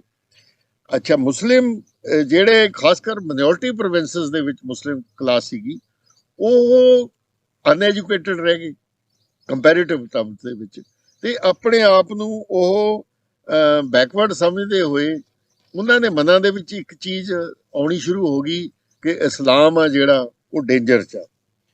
ਅੱਛਾ, ਇੱਥੇ ਇਸੇ ਤਰ੍ਹਾਂ ਜਿਹੜਾ ਮੈਂ ਇੱਥੇ ਕਹਾਂ ਕਿ ਮੁਸਲਿਮ ਲੀਗ ਨੇ ਇਸੇ ਚੀਜ਼ ਦਾ ਫਾਇਦਾ ਉਠਾਉਂਦੇ ਹੋਏ ਜਿੰਨੀਆਂ ਮਿਨੋਰਟੀ ਸਟੇਟਾਂ ਸੀਗੀਆਂ ਉਹਨਾਂ ਨੂੰ ਆਪਣੇ ਵੱਲ ਲਾ ਕੇ, ਜਿਹੜੇ ਮੈਂ ਪਹਿਲਾਂ 4 ਪੁਆਇੰਟ ਕਹੇ ਨੇ, ਉਸ ਚੀਜ਼ ਨੂੰ ਇਨਕੈਸ਼ ਕਰਿਆ। ਤੇ ਫਾਈਨਲੀ ਜਦ ਬ੍ਰਿਟਿਸ਼ ਜਿਹੜੇ ਸੀਗੇ ਉਹ ਮੁਸਲਿਮ ਲੀਗ ਨੂੰ ਕਈ ਟਾਈਮ ਕਾਂਗਰਸ ਨੂੰ ਕਾਊਂਟਰ ਇਨਫਲੂਐਂਸ ਕਰਨ ਦੇ ਲਈ ਆਪਣਾ ਬੈਕਿੰਗ ਕਰਦੇ ਰਹਿੰਦੇ ਸੀ, ਜਿਸ ਕਰਕੇ ਮੁਸਲਿਮ ਲੀਗ ਨੂੰ ਉਸ ਚੀਜ਼ ਦੇ ਨਾਲ ਕਾਫੀ ਹਵਾ ਮਿਲਦੀ ਰਹੀ। ਤੇ ਮੈਂ ਇਸ ਦੇ ਯਾਨੀ ਪਾਕਿਸਤਾਨ ਜਿਹੜਾ ਸੀਗਾ ਮੁਸਲਿਮਸ ਦੇ ਵਿੱਚ ਇੱਕ ਫੀਲਿੰਗ ਲਿਆਈ ਗਈ, ਜਿਹੜਾ ਸੀਗੀ ਕਾਫੀ ਦੇ ਕੁਝ ਲੋਕ ਸੈਕਸ਼ਨਸ ਦੇ ਵਿੱਚ ਸੀਗੀ ਤੇ ਕਾਫੀ ਦੇਰ ਤੱਕ ਉਹ ਲਿਆਈ ਗਈ ਜਿਹੜੀ ਫੀਲਿੰਗ ਜਿਹੜਾ ਹੈ। ਪਰ ਜਿਹੜਾ ਇਹ ਪਾਰਟੀਸ਼ਨ ਹੋਏ ਜਾਂ ਨਾ ਹੋਏ, ਇਸ ਦੇ ਉੱਤੇ ਬਹੁਤ ਸਵਾਲ ਉੱਠ ਸਕਦੇ ਆ। ਪਰ ਪਾਰਟੀਸ਼ਨ ਕਿਉਂ ਹੋਇਆ, ਇਸ ਦੇ ਪਿੱਛੇ ਜਿਹੜਾ ਸਭ ਤੋਂ ਵੱਡਾ ਹੱਥ ਸੀਗਾ ਉਹ ਇੱਕ ਬ੍ਰਿਟਿਸ਼ ਗੇਮ ਪਲਾਨ ਦਾ ਹੱਥ ਸੀਗਾ। ਤੇ ਬ੍ਰਿਟਿਸ਼ ਗੇਮ ਪਲਾਨ ਕਿਉਂ ਸੀਗਾ, ਕਿਉਂਕਿ ਮੈਂ ਜਿਵੇਂ ਪਹਿਲਾਂ ਵੀ ਕਹਿ ਚੁੱਕਿਆ ਵੀ ਪਾਕਿਸਤਾਨ ਜਿਹੜਾ ਹੈਗਾ ਉਹ ਵਨ ਆਫ ਦੀ 4 ਅੱਜ ਦੀ ਡੇਟਸ ਵੀ ਦੇਖੋਗੇ ਤੇ ਜੀਓ ਸਟ੍ਰੈਟੇਜਿਕ ਕੰਟਰੀਜ਼ ਦਾ ਪਾਰਟ ਹੈ, ਜਿਸ ਦੇ ਵਿੱਚ ਕਿ ਤੁਰਕੀ ਹੋ ਗਿਆ, ਇਜਿਪਟ ਹੋ ਗਿਆ, ਈਰਾਨ ਹੋ ਗਿਆ ਤੇ ਪਾਕਿਸਤਾਨ ਹੋ ਗਿਆ। ਇਹ ਕੰਟਰੀਜ਼ ਇਸ ਤਰ੍ਹਾਂ ਨਾਲ ਲੋਕੇਟਡ ਹੈ ਵੀ ਇਹਨਾਂ ਦੇ ਵਿੱਚ ਜਿਹੜਾ ਹੈਗਾ ਕਈ ਰਸਤਿਆਂ ਦੀ ਚਾਬੀ ਹੈ। ਤੇ ਬ੍ਰਿਟਿਸ਼ ਓਵਰਆਲ ਅਗਰ ਉਹਨਾਂ ਨੂੰ ਤੁਸੀਂ ਦੇਖੋਗੇ ਤੇ ਉਹ ਕਦੇ ਵੀ ਇੰਡੀਆ ਨੂੰ ਛੱਡਣਾ ਨਹੀਂ ਚਾਹੁੰਦੇ ਸੀਗੇ। ਲਾਰਡ ਲਿਲਿੰਥੋ ਜਿਹੜੇ ਕਿ ਗਵਰਨਰ ਜਨਰਲ ਸੀਗੇ ਇੰਡੀਆ ਦੇ, ਉਹਨਾਂ ਨੇ 1943 ਵਰਲਡ ਵਾਰ 2 ਦੇ ਦੌਰਾਨ ਕਿਹਾ ਸੀ ਵੀ ਅਸੀਂ ਤਾਂ ਹਾਲੇ ਇੰਡੀਆ 30 ਸਾਲ ਘੱਟੋ ਘੱਟ ਹੋਰ ਹੈਗੇ। ਪਰ ਜਿਹੜਾ ਹੈਗਾ ਇੱਕ ਓਵਰਆਲ ਪ੍ਰੈਸ਼ਰ ਜ਼ਰੂਰ ਸੀਗਾ, ਕਾਂਗਰਸ ਦਾ ਜਿਹੜਾ ਪ੍ਰੈਸ਼ਰ ਸਦੀਆਂ ਤੱਕ ਵੱਧਦਾ ਗਿਆ 1942 ਦੇ ਵਿੱਚ ਤੁਸੀਂ ਦੇਖੋਗੇ ਕੁਇਟ ਇੰਡੀਆ ਮੂਵਮੈਂਟ ਦੇ ਦੌਰਾਨ ਕਈ ਜਗ੍ਹਾ ਤੇ ਬਗਾਵਤਾਂ ਹੋਈਆਂ, ਜਿਹੜਾ ਕਿ ਬ੍ਰਿਟਿਸ਼ਰਸ ਨੂੰ ਕਈ ਜਗ੍ਹਾ ਤੇ ਜਹਾਜ਼ ਯੂਜ਼ ਕਰਕੇ ਵੀ ਉਹ ਕੁਐਲ ਕਰਨੀ ਪਈ। ਫਿਰ ਵਰਲਡ ਵਾਰ 2 ਨੇ ਇੱਕ ਬ੍ਰਿਟਿਸ਼ਰਸ ਦੇ ਰਿਸੋਰਸਸ ਦੇ ਉੱਤੇ ਸੀਵੀਅਰ ਪ੍ਰੈਸ਼ਰ ਪਾਇਆ ਤੇ ਉਹਨਾਂ ਨੂੰ ਜਿਹੜਾ ਹੈਗਾ ਇਹ ਕਲੋਨੀਜ਼ ਨੂੰ ਹੋਲਡ ਕਰਨ ਲਈ ਬਹੁਤ ਸਾਰਾ ਪੈਸਾ ਇੱਥੇ ਪਾਣਾ ਪੈਣਾ ਸੀਗਾ। ਉਹ ਖੁਦ ਹੀ ਬਹੁਤ ਸਾਰੇ ਉਧਾਰਾਂ ਥੱਲੇ ਦਬੇ ਹੋਏ ਸੀਗੇ ਅਮਰੀਕਾ ਦੇ, ਤੇ ਇਸ ਲਈ ਉਹਨਾਂ ਦੀ ਹਾਲਤ ਖੁਦ ਦੀ ਵੀ ਕੋਈ ਪਤਲੀ ਜਿਹੜਾ ਹੈ ਕੋਈ ਬਹੁਤ ਵਧੀਆ ਨਹੀਂ ਸੀਗੀ। ਫਿਰ ਉਸ ਤੋਂ ਬਾਅਦ ਅਸੀਂ ਦੇਖਾਂਗੇ ਵੀ ਕੁਝ ਲੋਕਲ ਫੈਕਟਰਸ ਹੋਏ ਜਿਨ੍ਹਾਂ ਨੇ ਇਸ ਥਾਟ ਨੂੰ ਹੋਰ ਤੇਜ਼ ਕਰ ਦਿੱਤਾ, ਜਿਵੇਂ ਕਿ ਇੱਕ ਆਜ਼ਾਦ ਹਿੰਦ ਫੌਜ ਦੇ ਵਿੱਚ ਬਹੁਤ ਸਾਰੇ ਆਪਣੇ ਹਿੰਦੁਸਤਾਨੀ ਫੌਜੀਆਂ ਦੇ ਵਿੱਚ, ਜਿਸ ਵਿੱਚ ਹਿੰਦੂ ਸੀਗੇ, ਸਿੱਖ ਸੀਗੇ, ਮੁਸਲਮਾਨ ਸੀਗੇ, ਸਾਰੇ ਹੀ ਸੀਗੇ, ਬਲਕਿ ਬਿਲਕੁਲ ਸੈਕੂਲਰਲੀ ਜਿਹੜਾ ਹੈਗਾ ਇਹ ਸਾਰੇ ਆਜ਼ਾਦ ਹਿੰਦ ਫੌਜ ਵੱਲ ਸਵਿਚ ਹੋ ਗਏ। ਫਿਰ 1946 ਦੇ ਵਿੱਚ ਜਾ ਕੇ 1946-47 ਦੇ ਵਿੱਚ ਜਾ ਕੇ ਰਿਨ ਰਾਇਲ ਇੰਡੀਅਨ ਨੇਵੀ ਦੀ ਮਿਊਟਨੀ ਹੋਈ ਤੇ ਇਹ ਸਾਰੇ ਫੈਕਟਰਸ ਦੇ ਨਾਲ ਫਿਰ ਬ੍ਰਿਟਿਸ਼ਰਸ ਨੂੰ ਕਨਵਿੰਸ ਕਰ ਲਿਆ ਵੀ ਇੱਥੇ ਕਾਂਗਰਸ ਲੈਡ ਇੰਨੀ ਵੱਡੀ ਪਪੂਲਰ ਜਿਹੜੀ ਸਪੋਰਟ ਹੈ ਉਹਨਾਂ ਦੇ ਨਾਲ, ਤੇ ਉੱਤੋਂ ਜਿਹੜਾ ਹੈਗਾ ਬਈ ਇਹ ਲੋਕਲ ਜਿਹੜੇ ਸਾਡੇ sources of power C hold ਕਰਨ ਦੇ ਫੌਜ ਵਗੈਰਾ, ਉਹਨਾਂ ਦੇ ਵਿੱਚ ਵੀ ਸ਼ੁਰੂ ਹੋਣ ਲੱਗੇ। ਤਾਂ ਜਿੱਥੇ 1943 ਚ ਉਹ ਕਹਿੰਦੇ ਸੀ ਵੀ ਅਸੀਂ 30 ਸਾਲ ਰਹਿਣਾ ਹੈ, ਉਹ 1946 ਦੇ ਵਿੱਚ ਕੁਝ ਹੀ ਮਹੀਨਿਆਂ ਦੇ ਵਿੱਚ ਜਿਹੜਾ ਹੈ ਛੱਡਣ ਦੇ ਲਈ ਉਹਨਾਂ ਨੇ ਆਪਣੀ ਪੂਰੀ ਪਲੈਨਿੰਗ ਕਰ ਲਈ। ਪਰ ਇਸ ਛੱਡਣ ਦੇ ਵਿੱਚ ਉਹਨਾਂ ਨੂੰ ਬੜੀ ਹੀ ਕਈ ਚੀਜ਼ਾਂ ਉਹਨਾਂ ਨੇ ਆਪਣਾ, ਕਿਉਂਕਿ ਉਹ ਬਹੁਤ ਫਿਊਚਰ ਓਰੀਐਂਟਡ ਸੋਚਦੇ ਸੀ, ਉਹ ਬਹੁਤ ਅੱਗੇ ਦਾ ਸੋਚਦੇ ਸੀਗੇ, ਤੇ ਉਹਨਾਂ ਨੇ ਦੇਖਿਆ ਵੀ ਸਭ ਤੋਂ ਪਹਿਲੀ ਚੀਜ਼ ਜਿਹੜਾ ਹੈ ਵੀ ਕਾਂਗਰਸ ਪਾਰਟੀ ਜਿਹੜੀ ਹੈ ਉਹ ਜਿਹੜਾ ਹੈ ਇੱਕ ਸੋਸ਼ਲਿਸਟ ਮਾਈਂਡ ਸੈਟ ਜਿਹੜਾ ਸੀ ਉਸ ਦੇ ਵਿੱਚ ਡੋਮੀਨੇਟ ਕਰਦਾ ਸੀ। ਤੇ ਉਸ ਵੇਲੇ ਜਿਹੜਾ ਹੈਗਾ ਸੋਸ਼ਲਿਸਟ ਮਾਈਂਡਸੈਟ ਦਾ ਮਤਲਬ ਇਹ ਕੰਟਰੀ ਜਿਹੜਾ ਉਹਨਾਂ ਅੰਗਰੇਜ਼ਾਂ ਨੂੰ ਜਿਹੜਾ ਹੈ ਇੱਥੇ ਬਹੁਤ ਲਾਈਕਲੀ ਸੀਗਾ ਵੀ ਨਾ ਬੇਸਿਸ ਦੇਣ ਦਿੰਦਾ, ਨਾ ਇੱਥੇ ਉਹਨਾਂ ਨੂੰ ਫੈਸਿਲਿਟੀਜ਼ ਯੂਜ਼ ਕਰਨ ਦਿੰਦਾ, ਤੇ ਇੱਕ ਆਪਣੀ ਇੰਡੀਪੈਂਡੈਂਟ ਪਾਲਿਸੀ ਨੂੰ ਜ਼ਰੂਰ ਪਰਸਿਊ ਕਰਦਾ ਜਿਹੜਾ ਹੈ। ਫਿਰ ਜੇ ਇਹ ਇਕੱਠਾ ਇੰਡੀਆ, ਯੂਨਾਈਟਿਡ ਇੰਡੀਆ ਜਿਹੜਾ ਹੈ ਆਜ਼ਾਦ ਹੁੰਦਾ, ਤੇ ਇਹ ਰੈਡ ਰਸ਼ੀਆ ਜਿਹੜਾ ਉਸ ਵੇਲੇ ਰਸ਼ੀਆ ਆਲਰੇਡੀ ਉਹਨਾਂ ਦਾ ਐਨੀਮੀ ਸੀ, ਉੱਤੋਂ ਉੱਥੇ ਕਮਿਊਨਿਜ਼ਮ ਆ ਗਿਆ, ਇਹ ਰੈਡ ਰਸ਼ੀਆ ਦੇ ਜਵਾਂ ਨਾਲ ਸੀਗਾ, ਤੇ ਇਹ ਕੰਟਰੀ ਨੇ ਜਿਹੜਾ ਹੈ ਰੈਡ ਰਸ਼ੀਆ ਦਾ ਵਾਰਮ ਵਾਟਰਸ ਦੇ ਲਈ ਇੱਕ ਰਸਤਾ ਬਣਨਾ ਸੀ, ਜੋ ਕਿ ਹਲੇ ਤੱਕ ਉਹ ਰੋਕ ਚੁੱਕੇ ਸੀ, ਕਿਉਂਕਿ ਬਲੈਕ ਸੀ ਦੇ ਫੇਸ ਦੇ ਉੱਤੇ ਜਿਹੜਾ ਹੈ ਉਹ ਟਰਕੀ ਹੈਗਾ, ਦੂਜੇ ਪਾਸੇ ਯੂਰਪ ਆ ਜਾਂਦਾ ਹੈ, ਤਾਂ ਰਸ਼ੀਆ ਨੂੰ ਅੱਜ ਤੱਕ ਜਿਹੜਾ ਹੈ ਰਸ਼ੀਆ ਨੂੰ ਕੋਈ ਰਸਤਾ ਨਹੀਂ। ਇਹ ਇੰਡੀਆ ਜਿਹੜਾ ਹੈਗਾ ਜੇ ਇਕੱਠਾ ਹੁੰਦਾ ਤੇ ਉਸ ਦੇ ਵਿੱਚ ਜਿਹੜਾ ਹੈਗਾ ਇਹ ਸਿੱਧਾ ਰਸਤਾ ਰਸ਼ੀਆ ਨੂੰ ਦੇ ਸਕਦਾ, ਜੋ ਕਿ ਬਹੁਤ ਬੜਾ ਡਿਸਐਡਵਾਂਟੇਜ ਹੁੰਦਾ। ਫਿਰ ਤੀਜੀ ਗੱਲ ਜਿਹੜੀ ਬਹੁਤ ਹੀ ਸਿਗਨੀਫੀਕੈਂਟ ਸੀ, ਬਈ ਇਹ ਕੰਟਰੀ ਜਿਹੜਾ ਹੈ ਪਰਸ਼ੀਆ ਦਾ ਬਾਰਡਰ ਹੁੰਦਾ ਤੇ ਨਾਲ ਹੀ ਜਿਹੜਾ ਹੈ ਇਹ ਮਿਡਲ ਈਸਟ ਦੇ ਮਾਊਥ ਦੇ ਉੱਤੇ ਸਟ੍ਰੇਟ ਆਫ ਹਾਰਮੋਜ਼ ਵਗੈਰਾ ਦੇ ਇੱਕਦਮ ਮੂੰਹ ਦੇ ਉੱਤੇ, ਜਿਹੜਾ ਤੁਸੀਂ ਕਦੇ ਮੈਪ ਖੋਲੋਗੇ ਤਾਂ ਦੇਖੋਗੇ ਮੂੰਹ ਦੇ ਉੱਤੇ ਬੈਠਾ ਹੁੰਦਾ, ਤੇ ਆਇਲ ਜਿੱਥੇ ਜੋ ਕਿ ਆਲਰੇਡੀ 1930s ਦੇ ਵਿੱਚ 1930 ਦੇ ਵਿੱਚ ਮਿਲ ਚੁੱਕਿਆ ਸੀਗਾ, ਉਹ ਫੀਲਡ ਦੇ ਉੱਤੇ ਵੀ ਇਹ ਕੰਟਰੀ ਥ੍ਰੈਟਨ ਕਰ ਸਕਦਾ ਸੀਗਾ। ਤੇ ਇਹ ਖਤਰਿਆਂ ਨੂੰ ਦੇਖਦੇ ਹੋਏ ਬ੍ਰਿਟਿਸ਼ਰਸ ਜਿਹੜਾ ਹੈ ਇੱਕ ਯੂਨਾਈਟਿਡ ਇੰਡੀਆ ਬਿਲਕੁਲ ਨਹੀਂ ਬਣਾ ਸਕਦੇ ਸੀਗੇ। ਇੱਕ ਬ੍ਰਿਟਿਸ਼ ਜਰਨਲ ਹੈਗੇ ਬ੍ਰਿਟਿਸ਼ ਟੱਕਰ, ਉਹਨਾਂ ਨੇ ਇੱਕ ਫੇਮਸ ਜਿਹੜਾ ਹੈ ਪਲਾਨ ਬਣਾਇਆ ਜਿਸ ਦਾ ਨਾਮ ਸੀਗਾ ਇਸਲਾਮਿਕ ਆਰਚ। ਉਹ ਇਸਲਾਮਿਕ ਆਰਚ ਜਿਹੜਾ ਅਲਜੀਰੀਆ ਤੋਂ ਟਰਕੀ, ਟਰਕੀ ਤੋਂ ਪਾਕਿਸਤਾਨ, ਇਸ ਤਰ੍ਹਾਂ ਨਾਲ ਬਣਨ ਦਾ ਪਲਾਨ ਸੀ। ਉਹ ਦੋਨੋਂ ਪਰਪਸ ਸੋਲਵ ਕਰਦਾ ਸੀ। ਉਹ ਦੋਨੋਂ ਪਰਪਸ ਕੀ ਸੋਲਵ ਕਰਦਾ ਸੀ? ਇੱਕ ਤਾਂ ਉਹ ਜਿਹੜਾ ਹੈ ਆਇਲ ਫੀਲਡਸ ਦੇ ਵਿੱਚ ਜਿਹੜਾ ਹੈਗਾ ਬ੍ਰਿਟਿਸ਼ ਇਨਫਲੂਐਂਸ ਨੂੰ ਰਹਿਣ ਦਿੰਦਾ, ਦੂਜਾ ਉਹ ਰੈਡ ਰਸ਼ੀਆ ਨੂੰ ਵੀ ਵਾਰਮ ਵਾਟਰਸ ਤੋਂ ਜਿਹੜਾ ਹੈ ਐਕਸਪੈਂਡ ਹੋਣ ਤੋਂ ਰੋਕ ਦਿੰਦਾ। ਤੇ ਇਸਲਾਮਿਕ ਆਰਚ ਦਾ ਬ੍ਰਿਟਿਸ਼ ਜਿਹੜਾ ਹੈਗਾ ਜਨਰਲ ਟੱਕਰ ਦਾ ਜਿਹੜਾ ਪਲਾਨ ਸੀਗਾ ਬਈ it wood B based on Islamic ideology and British science, and it would be a partner for the faithful partner for the British ਜਿਹੜਾ ਹੈਗਾ। ਇਸੀ ਇਸਲਾਮਿਕ ਆਰਟਸ ਦੇ ਜਿਹੜਾ ਪਾਰਟ ਬੜੀ ਇੰਪੋਰਟੈਂਟ ਸਟ੍ਰੈਟਜੀ ਜਿਹੜਾ ਸੀਗਾ ਉਹ ਸੀਗਾ ਪਾਕਿਸਤਾਨ, ਕਿਉਂਕਿ ਜਿਵੇਂ ਜਿਨ੍ਹਾਂ ਦੀ ਵੀ ਕਈ ਸਟੇਟਮੈਂਟਸ ਹੈ ਬਈ ਜਦ ਮਾਊਂਟਬੈਟਨ ਨੂੰ ਲੱਗਿਆ ਬਈ ਅਸੀਂ ਇੰਡੀਆ ਜਿਹੜਾ ਹੈਗਾ, ਨਹਿਰੂ ਦਾ ਇੰਡੀਆ ਜਿਹੜਾ ਹੈ ਉਹ ਕਾਮਨਵੈਲਥ ਨੂੰ ਨਹੀਂ ਵਿੱਚ ਜੁਆਇਨ ਕਰੂਗਾ, ਤੇ ਉਹ ਇਹ ਡਰਦੇ ਸੀ ਵੀ ਵੱਡੇ ਕੰਟਰੀ ਨੂੰ ਨਹੀਂ ਜੁਆਇਨ ਕੀਤਾ ਤੇ ਪਾਕਿਸਤਾਨ ਨੇ ਜੇ ਜੁਆਇਨ ਕਰ ਲਿਆ ਤਾਂ ਉਹਦੇ ਇੰਡੀਆ ਨੂੰ ਉਹ ਧਕੇਲ ਦਿੰਦੇ ਸੋਵੀਅਤ ਦੇ ਵੱਲ ਹੋਰ। ਤਾਂ ਜਿਨ੍ਹਾਂ ਨੇ ਉਦੋਂ ਕਿਹਾ ਸੀਗਾ ਵੀ we will go to the British people, we are more loyal to the British people and they will have to listen to us. ਤੇ ਇਸ ਤਰ੍ਹਾਂ ਦੇ ਨਾਲ ਜਿਨ੍ਹਾਂ ਦੀ ਵੀ ਸਟੇਟਮੈਂਟਸ ਹੈ, ਇਸ ਸਟ੍ਰੈਟਜੀ ਉੱਤੇ ਜਿਹੜਾ ਮੈਂ ਇੱਕ ਇੰਸੀਡੈਂਟ ਹੈ ਜਿਹੜਾ ਇਸ ਨੂੰ ਹੋਰ ਸਿਗਨੀਫਾਈ ਕਰਦਾ ਹੈ, ਉਹ ਹੈਗਾ ਮੇਜਰ ਬਰਾਊਨ ਦਾ ਇੰਸੀਡੈਂਟ। ਮੇਜਰ ਬਰਾਊਨ ਗਿਲਗਿਟ ਬਲਤਿਸਤਾਨ ਦੇ ਵਿੱਚ ਪੋਸਟਡ ਸੀਗੇ। ਜਦ ਮਹਾਰਾਜਾ ਕਸ਼ਮੀਰ ਨੇ ਇੰਡੀਆ ਦੇ ਵਿੱਚ ਐਕਸੈਸ਼ਨ ਦਾ ਪਲਾਨ ਅਨਾਉਂਸ ਕਰਤਾ ਤੇ ਇਸਲਾਮਿਕ ਆਰਚ ਨੂੰ ਇਹ ਬਿਲਕੁਲ ਹੀ ਡਿਸਟਰੋਏ ਕਰ ਸਕਦਾ ਸੀ, ਕਿਉਂਕਿ ਕਸ਼ਮੀਰ ਦੇ ਦੁਆਰਾ ਇੰਡੀਆ ਦਾ ਜਿਹੜਾ ਹੈ ਸੋਵੀਅਤ ਰਸ਼ੀਆ ਦੇ ਨਾਲ ਕੰਟੈਕਟ ਰਹਿੰਦਾ। ਜਨਰਲ ਬਰਾਊਨ ਨੇ ਉੱਥੇ ਲੀਡ ਕੀਤਾ ਮਹਾਰਾਜਾ ਦੇ ਅਗੇਂਸਟ, ਤੇ ਜਿਹੜਾ ਹੈ ਉਸ ਏਰੀਆ ਨੂੰ ਜਿਹੜਾ ਹੈ ਪਾਕਿਸਤਾਨ ਦੇ ਨਾਲ ਜੁਆਇਨ ਕਰਵਾ ਲਿਆ, ਜਿਸ ਨੂੰ ਅੱਜ ਗਿਲਗਿਟ ਬਲਤਿਸਤਾਨ ਕਿਹਾ ਜਾਂਦਾ ਹੈ। ਹੁਣ ਇਹ ਬ੍ਰਿਟਿਸ਼ਰਸ ਨੇ ਮੇਜਰ ਬਰਾਊਨ ਨੂੰ ਬਾਅਦ ਵਿੱਚ ਇਹ ਕਰਨ ਲਈ ਰੈਕਗਨਾਈਜ਼ ਕੀਤਾ, ਉਹਨਾਂ ਨੂੰ MBE ਨਾਲ ਜਿਹੜਾ ਹੈ ਨਵਾਜ਼ਿਆ ਗਿਆ।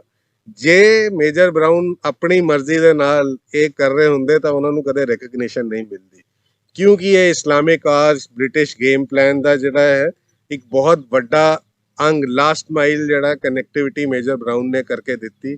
ਤਾਂ ਹੀ ਜਿਹੜਾ ਹੈ ਬ੍ਰਿਟਿਸ਼ਰਸ ਨੇ ਉਹਨਾਂ ਨੂੰ ਰੈਕਗਨਾਈਜ਼ ਵੀ ਕੀਤਾ, ਤਾਂ ਹੀ ਜਿਹੜਾ ਹੈ ਅੱਜ ਤੱਕ ਗਿਲਗਿਟ ਬਲਤਿਸਤਾਨ ਜਿਹੜਾ ਹੈਗਾ ਉਹ ਜਿਹੜਾ ਪਾਰਟ ਹੈ ਉਹ ਅੱਜ ਵੀ ਪਾਕਿਸਤਾਨ ਦੇ ਅੰਡਰ ਹੈ, ਤੇ ਇੰਡੀਆ ਦਾ ਕੰਟੈਕਟ ਜਿਹੜਾ ਹੈਗਾ ਸੋਵੀਅਤ ਰਸ਼ੀਆ ਦੇ ਨਾਲ ਨਹੀਂ ਹੈਗਾ ਜਾਂ ਰਸ਼ੀਆ ਦਾ ਨਹੀਂ ਹੈ। ਯੂਸ ਤੁਸੀਂ ਇੰਨੇ ਅੱਛੇ ਇਹ ਰੀਜ਼ਨ ਬ੍ਰਿਟਿਸ਼ਰਸ ਦੇ ਸੁਣੇ। ਹੁਣ ਇਹਦੇ ਨਾਲ ਜਿਹੜਾ ਉਹਨਾਂ ਦਾ ਮੇਨ ਅਲਾਈ ਉੱਭਰ ਕੇ ਸਾਹਮਣੇ ਆਉਂਦਾ ਉਹ ਹੈ ਮੁਹੰਮਦ ਅਲੀ ਜਿਨਾਹ। ਮੈਂ ਥੋੜਾ ਉਸ ਦੇ ਉੱਤੇ ਰੋਸ਼ਨੀ ਪਾਉਣਾ ਚਾਹੁੰਦਾ। ਮੁਹੰਮਦ ਅਲੀ ਜਿਨਾਹ ਜਿਹੜੇ ਸੀਗੇ, ਉਹਨਾਂ ਦੇ ਐਂਸੈਸਟਰਸ ਕਾਠੀਆਵਾੜ ਰਿਆਸਤ ਦੇ ਗੁਜਰਾਤ ਦੇ ਰਹਿਣ ਵਾਲੇ ਸੀ, ਜਿੱਥੋਂ ਦੇ ਕਿ ਮਹਾਤਮਾ ਗਾਂਧੀ ਵੀ ਰਹਿਣ ਵਾਲੇ ਸੀ। ਸੋ ਇਹ ਦੋਨੇ ਇੱਕੋ ਹੀ ਜਗ੍ਹਾ ਦੇ ਸੀ। ਤੇ ਜੇ ਇਹਨਾਂ ਦਾ ਨਹਿਰੂ ਦਾ ਕਾਮਨ ਦੇਖੀਏ ਤਾਂ ਨਹਿਰੂ ਦੀ ਦੇ ਵੀ ਇੱਕ ਬੇਟੀ ਸੀ, ਇਹਨਾਂ ਦੇ ਵੀ ਇੱਕ ਬੇਟੀ ਸੀ, ਤੇ ਦੋਨਾਂ ਨੇ ਹੀ ਪਾਰਸੀ ਲੜਕਿਆਂ ਦੇ ਨਾਲ ਸ਼ਾਦੀਆਂ ਕਰਾਈਆਂ, ਦੋਨਾਂ ਨੇ ਹੀ ਉਹਨਾਂ ਨੂੰ ਰਜਿਸਟਰ ਕਰਿਆ।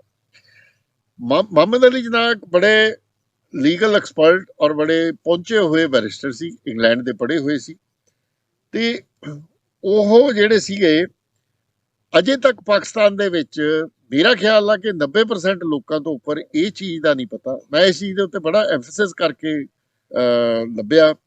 ਮੁਹੰਮਦ ਅਲੀ ਜਨਾਹ ਜਿਹੜੇ ਸੀ, ਉਹਨਾਂ ਦੀ ਫੈਮਿਲੀ ਉਹ ਸ਼ੀਆ ਖੋਜਾ ਮੁਸਲਿਮ ਸੀ।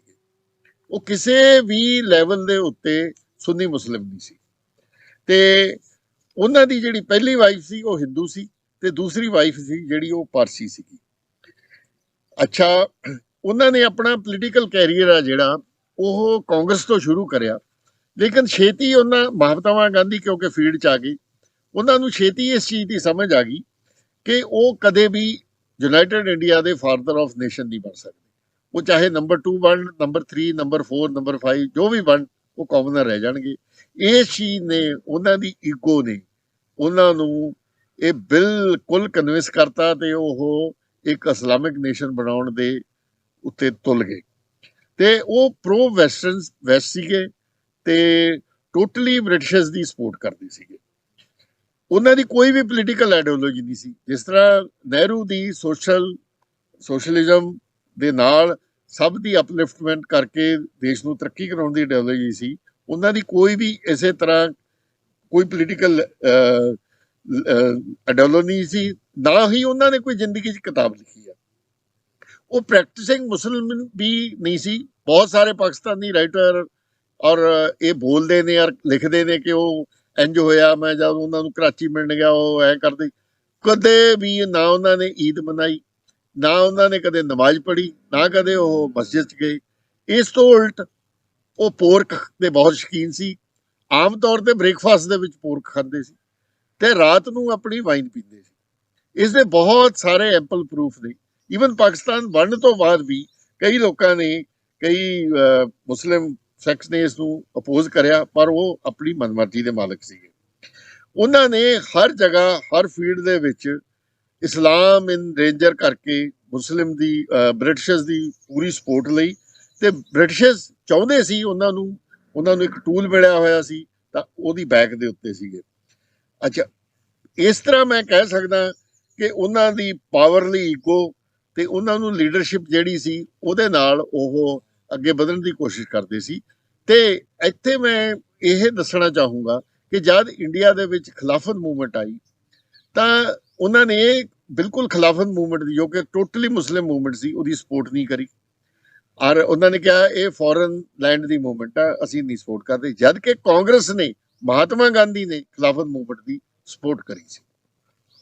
ਤੇ ਮੈਂ ਇਸੇ ਦੇ ਪੈਰਲਲ ਜਿਹੜਾ ਹੈਗਾ ਇੰਡੀਅਨ ਕਾਂਗਰਸ ਦੇ ਜਿਹੜੇ ਲੀਡਰਸ ਹੈਗੇ, ਜਿਵੇਂ ਨਹਿਰੂ, ਪਟੇਲ, ਗਾਂਧੀ ਦੀ ਗੱਲ ਕਰਨਾ ਚਾਹਾਂਗਾ। ਉਹ ਜਿਹੜੇ ਸੀਗੇ ਇੱਕ ਸੈਂਸ ਨਾਲ ਜਿਹੜਾ ਇੰਡੀਆ ਦੇ ਆਈਡੀਆ ਦੇ ਲਈ ਪੈਟਰੀਅਟ ਸੀਗੇ। ਉਹਨਾਂ ਦੇ ਲਈ ਫਰੀडम ਜਿਹੜਾ ਮਤਲਬ ਸੀਗਾ ਉਹ ਸੀਗਾ ਵੀ ਸਾਰੇ ਇੰਡੀਆ ਦੀ ਫਰੀडम ਤੇ ਸਾਰੇ ਸਿਟੀਜ਼ਨਸ ਦੇ ਲਈ ਫਰੀडम ਤੇ ਸਾਰੇ ਸਿਟੀਜ਼ਨਸ ਦੇ ਲਈ ਇਕੁਅਲ ਰਾਈਟਸ ਜਿਹੜਾ ਹੈਗਾ। ਉਹਨਾਂ ਨੇ ਇਸ ਦੇ ਲਈ ਕਈ ਵਾਰ ਸੈਕਰੀਫਾਈਸਿਸ ਦਿੱਤੀਆਂ। ਆਜ਼ਾਦੀ ਤੋਂ ਪਹਿਲਾਂ ਨਹਿਰੂ ਹੋਏ, ਪਟੇਲ ਹੋਏ, ਗਾਂਧੀ ਹੋਏ, ਕਈ ਵਾਰ ਜੇਲ੍ਹ ਜਾ ਚੁੱਕੇ ਸੀ। ਤੇ ਇਸ ਦੇ ਵਿਪਰੀਤ ਜੇ ਮੈਂ ਜਿਨ੍ਹਾਂ ਦੀ ਗੱਲ ਕਰਾਂ, ਉਹਨਾਂ ਨੇ ਪੂਰੇ ਮੂਵਮੈਂਟ ਦੇ ਵਿੱਚ ਇੱਕ ਵੀ ਦਿਨ ਜੇਲ੍ਹ ਨਹੀਂ ਕੱਟੀ ਸੀ। ਤੇ ਇਹ ਚੀਜ਼ ਦਰਸਾਉਂਦੀ ਹੈ ਵੀ ਬ੍ਰਿਟਿਸ਼ਰਸ ਨੂੰ ਕਿਸ ਤੋਂ ਖਤਰਾ ਸੀ ਤੇ ਕੌਣ ਉਹਨਾਂ ਦਾ ਐਲਾਈ ਸੀਗਾ।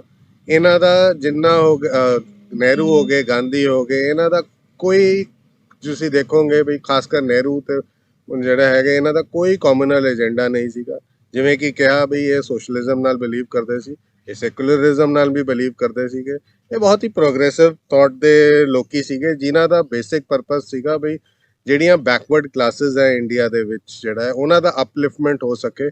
ਤਾਂ ਹੀ ਆਜ਼ਾਦੀ ਤੋਂ ਬਾਅਦ ਤੁਸੀਂ ਦੇਖੋਗੇ ਵੀ ਇਹਨਾਂ ਦਾ ਜਿਹੜਾ ਹੈ ਬਈ ਬਹੁਤ ਸਾਰਾ ਨਹਿਰੂ ਨੇ ਜਿਵੇਂ IITs ਬਿਲਡ ਕੀਤੇ, ਨਹਿਰੂ ਨੇ ਜਿਹੜਾ ਹੈ ਸਟੀਲ ਮਿਲਸ ਬਿਲਡ ਕੀਤੀਆਂ, ਬਹੁਤ ਸਾਰੇ ਡੈਮਸ ਬਿਲਡ ਕੀਤੇ ਤੇ ਇੱਕ ਪ੍ਰੋਗਰੈਸਿਵ ਏਜੰਡਾ ਦੇ ਉੱਤੇ ਈਵਨ ਆਜ਼ਾਦੀ ਤੋਂ ਬਾਅਦ ਚੱਲੇ। ਆਜ਼ਾਦੀ ਤੋਂ ਬਾਅਦ ਇਹਨਾਂ ਨੇ ਕਨਸਟੀਟਿਊਸ਼ਨ ਇਸਟੈਬਲਿਸ਼ ਕੀਤਾ।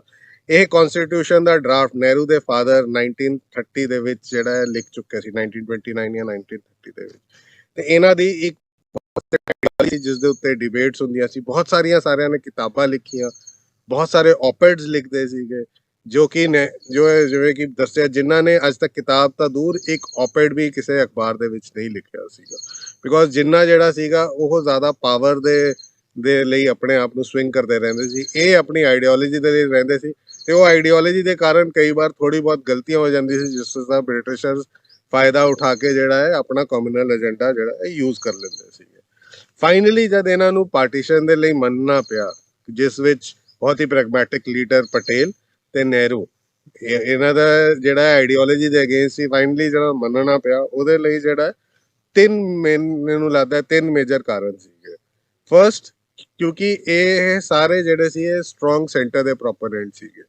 ਇਹਨਾਂ ਦਾ ਮੰਨਣਾ ਸੀ ਵੀ ਜੇ ਸੈਂਟਰ ਸਟਰੋਂਗ ਰਹੂਗਾ ਤਾਂ ਹੀ ਜਿਹੜਾ ਪ੍ਰੋਗਰੈਸਿਵ ਆਈਡੀਆ ਜਿਹੜਾ ਹੈ ਉਹ ਥੱਲੇ ਨੂੰ ਪ੍ਰੋਪਗੇਟ ਕਰ ਸਕਦੇ ਆ। ਪਰ ਜਿੰਨੇ ਵੀ ਪਲਾਨ ਆ ਰਹੇ ਸੀ, ਜਿਵੇਂ ਵੈਵਲ ਪਲਾਨ ਵਗੈਰਾ ਆ ਰਹੇ ਸੀਗੇ 1946 ਦੇ ਵਿੱਚ, ਉਹ ਸਾਰੇ ਸਟਰੋਂਗ ਸੈਂਟਰ ਦੇ ਅਗੇਂਸਟ ਸੀਗੇ। ਤੇ ਇਸਨੇ ਬਹੁਤ ਸੋਚ ਵਿੱਚ ਪਾਇਆ ਵੀ ਸਾਨੂੰ ਕੀ ਇਹੋ ਜਿਹਾ ਕੰਟਰੀ ਲੈਣਾ ਹੈ ਜਿਸ ਦੇ ਵਿੱਚ ਸਾਰੀ ਕਿਓਸ ਚੱਲਦੀ ਰਹੂਗੀ, ਜਾਂ ਜਿਹੜਾ ਹੈ ਵੀ ਅਸੀਂ ਆਪਣਾ ਏਜੰਡਾ ਡਰਾਈਵ ਕਰ ਵੀ ਪਾਵਾਂਗੇ ਕਿ ਨਹੀਂ ਕਰ ਪਾਵਾਂਗੇ। ਤੇ ਉਹ ਇੱਕ ਬਹੁਤ ਪ੍ਰਾਇਮਰੀ ਰੀਜ਼ਨ ਸੀਗਾ ਦੋਨੋਂ, ਨਹਿਰੂ ਦੇ ਲਈ ਵੀ ਤੇ ਪਟੇਲ ਦੇ ਲਈ ਵੀ। ਦੂਜਾ ਜਿਹੜਾ ਏਜੰਡਾ ਸੀਗਾ ਬਈ ਸ਼ਾਇਦ ਬਹੁਤ ਹੀ ਥੋੜੇ ਲੋਕਾਂ ਨੂੰ ਇਹ ਪਤਾ ਹੋਊਗਾ ਵੀ ਅੱਜ ਕੱਲ ਜਿਵੇਂ ਇੰਡੀਆ ਦੇ ਵਿੱਚ ਵੀ ਏਜੰਡਾ ਚੱਲਦਾ ਰਹਿੰਦਾ ਵੀ ਪਾਰਟੀਸ਼ਨ ਕਿਉਂ ਹੋਈ, ਪਰ ਜਦ ਆਜ਼ਾਦੀ ਹੋਈ, ਜਿਸ ਦਿਨ ਆਜ਼ਾਦੀ ਹੋਈ ਉਸ ਦਿਨ 55% ਜਿਹੜੀ ਇੰਡੀਅਨ ਆਰਮੀ ਸੀਗੀ, ਬ੍ਰਿਟਿਸ਼ ਇੰਡੀਅਨ ਆਰਮੀ, ਉਹ ਮਾਈਨੋਰਿਟੀਜ਼ ਨਾਲ ਬਣੀ ਹੋਈ ਸੀ, ਜਿਸ ਵਿੱਚ ਕੀ 40-45% ਜਿਹੜਾ ਹੈ ਉਹ ਮੁਸਲਮਾਨ ਸੀਗੇ ਤੇ ਤਕਰੀਬਨ ਜਿਹੜਾ ਐਗਜ਼ੈਕਟ ਨੰਬਰ ਉਹ 42% ਕਿਹਾ ਜਾਂਦਾ ਹੈ। ਬਹੁਤ ਸਾਰੇ ਸਿੱਖ ਸੀਗੇ ਤੇ ਬਾਕੀ ਫਿਰ ਬਚੇ ਹਿੰਦੂ ਸੀਗੇ। ਤੇ ਹੁਣ ਜੇ ਕੰਟਰੀ ਜਿਹੜਾ ਹੈ ਜਿਸ ਦੀ ਮੈਜੋਰਿਟੀ ਕਿਸੇ ਹੋਰ ਪਾਸੇ ਹੈ, ਆਰਮੀ ਕਿਸੇ ਹੋਰ ਪਾਸੇ ਹੈ, ਤੁਸੀਂ ਆਪ ਸੋਚ ਸਕਦੇ ਹੋ ਵੀ ਉਹ ਕਿਵੇਂ ਕਿਓਸ ਦੇ ਲਈ ਅੱਗੇ ਲੈ ਕੇ ਜਾ ਸਕਦੀ ਹੈ ਕੰਟਰੀ ਨੂੰ। ਜਿਹੜਾ ਇਹ ਦੂਜਾ ਜਿਹੜਾ ਹੈ ਪ੍ਰਾਇਮਰੀ ਫੈਕਟਰ ਸੀ। ਤੀਜਾ ਫੈਕਟਰ ਸੀਗਾ British support for Muslim League. ਹਰ ਤਰ੍ਹਾਂ ਨਾਲ ਕਾਂਗਰਸ ਨੂੰ ਐਫਰਟਸ ਨੂੰ ਸਕਟਲ ਕੀਤਾ ਜਾਂਦਾ ਸੀ ਬ੍ਰਿਟਿਸ਼ਰਸ ਦਾ ਜਿਹੜਾ ਹੈ। ਹਾਲਾਂਕਿ ਉਹ ਬੈਠੇ ਹੋਏ ਸੀ ਟੇਬਲ ਤੇ, ਨੈਗੋਸ਼ੀਏਟ ਕਰ ਰਹੇ ਸੀ। ਤੁਸੀਂ ਆਪ ਹੀ ਸਮਝ ਸਕਦੇ ਹੋ ਵੀ ਇੱਕ ਬੰਦਾ ਨੈਗੋਸ਼ੀਏਟ ਕਰ ਰਿਹਾ ਤੇ ਜੇ ਉਹ ਮੇਰੇ ਪ੍ਰਤੀ ਜ਼ਿਆਦਾ ਸਿੰਪੈਥੈਟਿਕ ਹੈਗਾ ਤੇ ਦੂਜੇ ਦੇ ਲਈ ਘੱਟ ਹੈਗਾ ਤੇ ਉਹ ਨੈਗੋਸ਼ੀਏਸ਼ਨ ਕਿਸ ਤਰ੍ਹਾਂ ਨਾਲ ਜਾਊਗੀ। ਇੱਕ frustration, years of frustrations, rights ਦਾ ਪ੍ਰੈਸ਼ਰ, ਬਹੁਤ ਸਾਰੀਆਂ ਚੀਜ਼ਾਂ ਹੋਰ ਹੋਣ ਲੱਗ ਗਈਆਂ। ਇਹ ਤਿੰਨ ਫੈਕਟਰਸ ਕਰਕੇ ਫਿਰ ਜਿਹੜਾ ਹੈਗਾ ਫਾਈਨਲੀ ਨਹਿਰੂ ਤੇ ਪਟੇਲ ਉਹ ਆਜ਼ਾਦੀ ਲਈ ਮੰਨੇ। ਫਿਰ ਉਹਨਾਂ ਨੇ ਗਾਂਧੀ ਨੂੰ ਮਨਾਇਆ, ਜਾਂ ਜਿਸ ਤਰ੍ਹਾਂ ਵੀ ਸੀਗਾ ਵੀ ਉਹਨਾਂ ਨੇ ਆਪਣਾ ਏਜੰਡਾ ਨੂੰ ਪੁਸ਼ ਕੀਤਾ। ਇਸ ਦੇ ਇਲਾਵਾ ਮੈਂ ਇੱਕ ਹੋਰ ਚੀਜ਼ ਕਹਿਣਾ ਚਾਹਾਂਗਾ ਬਈ ਆਜ਼ਾਦੀ ਦੇ ਦੌਰਾਨ ਜਿਹੜੇ ਦੂਜੇ ਕਈ ਸਿਗਨੀਫੀਕੈਂਟ ਲੀਡਰ ਸੀ, ਜਿਵੇਂ ਕਿ ਸਰਦਾਰ ਭਗਤ ਸਿੰਘ ਜਾਂ ਨੇਤਾ ਜੀ ਸੁਭਾਸ਼ ਚੰਦਰ ਬੋਸ, ਉਹਨਾਂ ਦਾ ਕਾਂਗਰਸ ਨਾਲ ਕਈ ਚੀਜ਼ਾਂ ਦੇ ਉੱਤੇ ਮਤਭੇਦ ਹੋ ਸਕਦਾ ਹੈ, ਪਰ ਉਹਨਾਂ ਦਾ ਇਸ ਚੀਜ਼ ਦੇ ਉੱਤੇ ਕਾਂਗਰਸ ਨਾਲ ਜ਼ੀਰੋ ਮਤਭੇਦ ਸੀਗਾ ਵੀ ਉਹ ਖੁਦ ਦੋਨੋਂ ਟੌਪ ਨੌਚ ਦੇ ਸੈਕੂਲਰਿਸਟ ਸੀਗੇ ਤੇ ਉਹ ਇੱਕ ਕਿਸ ਕਮਿਊਨਲ ਏਜੰਡਾ ਨੂੰ ਦੋਨਾਂ ਨੇ ਕਦੇ ਵੀ ਸਪੋਰਟ ਨਹੀਂ ਕੀਤਾ। ਤੇ ਇਹ ਚੀਜ਼ਾਂ ਮੈਂ ਕਹਿਣਾ ਚਾਹੂੰਗਾ ਜੋ ਕਿ ਬਹੁਤ ਸਿਗਨੀਫੀਕੈਂਟ ਹੈ। ਸਿੱਖ ਲੀਡਰ ਜੋ ਕਿ ਆਮ ਤੌਰ ਤੇ ਇਸ ਚੀਜ਼ ਦੇ ਉੱਤੇ ਬਿਲਕੁਲ ਵੀ ਈਵਨ ਹਿੰਦੁਸਤਾਨ 'ਚ ਇਗਨੋਰ ਕਰਿਆ ਜਾਂਦਾ ਕਿਸੇ ਵੀ ਡਿਸਕਸ਼ਨ ਜਾਂ ਪਾਕਿਸਤਾਨ 'ਚ, ਉਸ ਵੇਲੇ ਸਿੱਖ ਜਿਹੜੇ ਸੀ ਉਹ ਵੀ ਇੱਕ ਬੜੀ ਸਿਗਨੀਫਿਕੈਂਟ ਫੋਰਸ ਸੀਗੇ। ਉਹਦੇ ਕਾਰਨ ਸੀ, ਇੱਕ ਤਾਂ ਉਹਨਾਂ ਦੀ ਆਪਣੀ ਪਾਪੂਲੇਸ਼ਨ ਤੋਂ ਕਿਤੇ ਜ਼ਿਆਦਾ ਇੰਡੀਅਨ ਆਰਮੀ ਏਅਰ ਫੋਰਸ ਦੇ ਵਿੱਚ ਰਿਪਰੈਜ਼ੈਂਟੇਸ਼ਨ ਸੀ। ਦੂਸਰੇ ਜਿਹੜਾ ਹੁਣ ਦਾ ਵੈਸਟ ਪਾਕਿਸਤਾਨ ਆ ਜਾਂ ਵੈਸਟ ਪੰਜਾਬ ਆ, ਉਹਦੇ ਵਿੱਚ ਬਹੁਤ ਬੜੀ ਲੈਂਡ ਹੋਲਡਿੰਗ ਦੇ ਸਿੱਖ ਮਾਲਕ ਸੀਗੇ। ਤੇ ਤੀਸਰਾ, ਉਹ ਹੋਰ ਵੀ ਕਈ ਇਹੋ ਜਿਹੀਆਂ ਇਨਫਲੂਐਂਸ਼ੀਅਲ ਜਗ੍ਹਾ ਦੇ ਉੱਤੇ ਉਹ ਉਸ ਵੇਲੇ ਸੀਗੇ। ਤੇ ਉਸ ਵਕਤ ਦੇ ਦੋ ਹੀ ਮੇਜਰ ਸਿੱਖ ਲੀਡਰ ਸੀਗੇ। ਇੱਕ ਮਾਸਟਰ ਤਾਰਾ ਸਿੰਘ ਜੋ ਕਿ ਹਿੰਦੂ ਕਨਵਰਟ ਖੱਤਰੀ ਸੀਗੇ ਔਰ ਰਾਵਲਪਿੰਡੀ ਦੇ ਏਰੀਏ ਦੇ ਰਹਿਣ ਵਾਲੇ ਸੀ। ਉਹ ਬੇਸਿਕਲੀ ਅਕਾਲੀ ਪਾਰਟੀ ਦੇ ਲੀਡਰ ਸੀ, ਪਰ ਹਾਰਟਸ ਆਫ ਹਾਰਟਸ ਉਹ ਪ੍ਰੋ ਨਹਿਰੂ ਸੀਗੇ। ਤੇ 1947 ਦੇ ਵਿੱਚ ਉਹਨਾਂ ਦੇ ਆਪਣੇ ਪਰਸਨਲ ਜਿਹੜੇ ਰਿਲੇਟਿਵ ਆ, ਦੱਸਦੇ ਨਹੀਂ, ਕਿਸੇ ਨੂੰ ਐਗਜ਼ੈਕਟ ਨੰਬਰ ਦਾ ਨਹੀਂ ਪਤਾ, ਕਿ ਉਹਨਾਂ ਨੇ ਤਕਰੀਬਨ 100 ਦੇ ਕਰੀਬ ਆਪਣਾ ਰਿਲੇਟਿਵ ਖੋਇਆ ਸੀ ਮਾਰਚ 1947 ਦੇ ਰਾਈਟਸ ਦੇ ਵਿੱਚ। ਇਸ ਚੀਜ਼ ਦਾ ਉਹਨਾਂ ਦੇ ਉੱਤੇ ਬੜਾ ਗਹਿਰਾ ਅਸਰ ਪਿਆ ਸੀ। ਜਦ ਕਿ ਮਹਾਤਮਾ ਗਾਂਧੀ ਉਸ ਤੋਂ ਬਾਅਦ ਇਹ ਅਕਸਰ ਕਹਿੰਦੇ ਰਹਿੰਦੇ ਸੀ ਵੀ ਨਹੀਂ, ਸਾਰੀ ਪਾਪੂਲੇਸ਼ਨ ਨੂੰ, ਜਿਹਦੇ ਕਰਕੇ ਹੋਰ ਵੀ ਜ਼ਿਆਦਾ ਨੁਕਸਾਨ ਹੋਇਆ, ਖਾਸ ਕਰ ਲਾਹੌਰ ਦੇ ਵਿੱਚ, ਕਿ ਤੁਸੀਂ ਬੈਠੇ ਰਹੋ, ਬਣੇ ਰਹੋ। ਪਰ ਉਹਨਾਂ ਨੇ ਮਾਰਚ 1947 ਤੋਂ ਬਾਅਦ ਸਾਰੇ ਹਿੰਦੂ ਸਿੱਖਾਂ ਨੂੰ ਇਹ ਕਾਲ ਦਿੱਤੀ ਸੀ ਕਿ ਰਾਵੀ ਤੋਂ ਈਸਟ ਵਾਲੇ ਪਾਸੇ ਸਾਰੇ ਸ਼ਿਫਟ ਹੋ ਜਾਓ, ਬਹੁਤ ਜ਼ਿਆਦਾ ਖਤਰਾ। ਦੂਸਰੇ ਸਿੱਖ ਲੀਡਰ ਸੀਗੇ ਸਰਦਾਰ ਬਲਦੇਵ ਸਿੰਘ। ਉਹ ਬੜੇ ਅਮੀਰ ਆਦਮੀ ਸੀਗੇ ਔਰ ਜਿਹੜੀ ਉਸ ਵਕਤ ਦੀ ਅਕਾਲੀ ਪਾਰਟੀ ਸੀ ਉਹ ਇਕਨੋਮਿਕਲੀ ਇੰਨੀ ਸਾਊਂਡ ਨਹੀਂ ਸੀ, ਇਹ ਉਹਨਾਂ ਦੇ ਮੇਨਲੀ ਫਾਈਨੈਂਸਰ ਰਹੇ ਸੀ। ਔਰ ਇਹ ਉਸ ਵਕਤ ਟਾਟਾ ਕੰਪਨੀ ਦੇ ਇਹਨਾਂ ਦੇ ਕੋਲੇ ਬਹੁਤ ਬੜੇ ਸ਼ੇਅਰ ਸੀ, ਔਰ ਇਹਨਾਂ ਦਾ ਨਹਿਰੂ ਦੇ ਨਾਲ ਕਾਫੀ ਨੇੜਤਾ ਸੀ ਤੇ ਬੜੇ ਸੈਕੂਲਰ ਲੀਡਰ ਸੀ।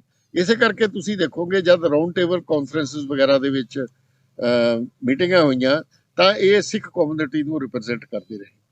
ਤੇ ਜਿਹੜਾ ਇੱਥੇ ਮੈਂ ਇੱਕ ਪੁਆਇੰਟ ਦੱਸਣਾ ਚਾਹਾਂਗਾ, ਅੱਗੇ ਜਾ ਕੇ ਮੈਂ ਦੱਸੂਗਾ ਕਿ ਜਿਹੜਾ ਰੈੱਡ ਕਲਿਫ ਨੂੰ ਪਾਰਟੀਸ਼ਨ ਦਾ ਏਜੰਡਾ ਦਿੱਤਾ ਗਿਆ ਸੀ, ਉਹਦੇ 'ਚ ਇੱਕ ਤੀਜੀ ਕਲੌਜ਼ ਸੀ ਅਦਰ ਰੀਜ਼ਨ।